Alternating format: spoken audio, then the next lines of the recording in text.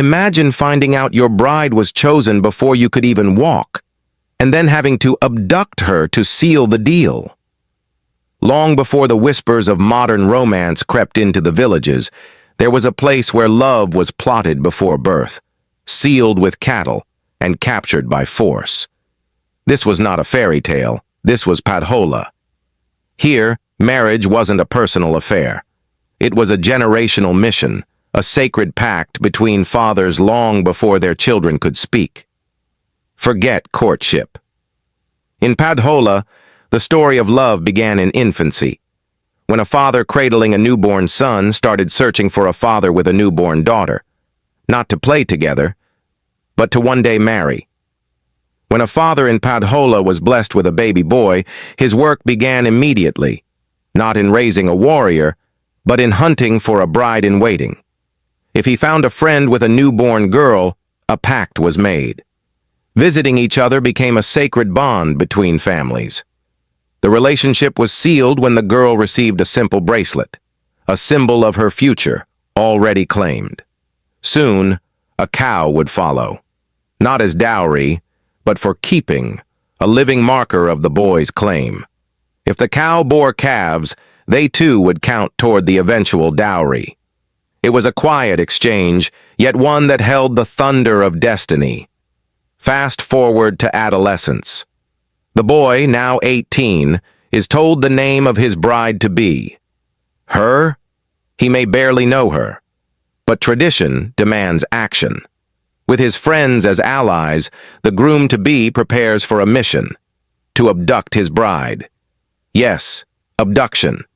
They track her movements, lying in wait by the well or firewood path. When the moment comes, she's surrounded, and in a rush of feet and force, dragged to her new home. If her brothers are near, blood may be spilled. If the attempt fails, they try again, and again. The girl resists. She must. Resistance was not just expected, it was honorable, a sign of integrity. Once taken, the girl does not eat. She fasts, not from fear, but as a sign of purity and patience, awaiting the fulfillment of sacred rituals. She's not fed until her family brings food, or until the boy proves his love by capturing her a second time when she escapes, as many brides did. This time, it's not just about taking a wife. It's about proving devotion. When she returns, she sits on a cowhide.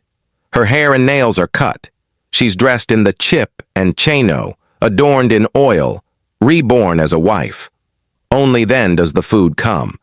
But she still cannot eat, not until her mouth is opened. This means a bracelet must be placed on her wrist, her sister given a goat, her brother a spear. Only then can she eat her first meal as a wife, in the home of the man who fought for her. Marriage was not complete until dowry was settled. 5 cattle, 6 goats, shillings. 22, and often a list of quirky but essential items. A kanzu, a knife, a busuti, a panga, paraffin, soap, matches, and more. But the grand finale?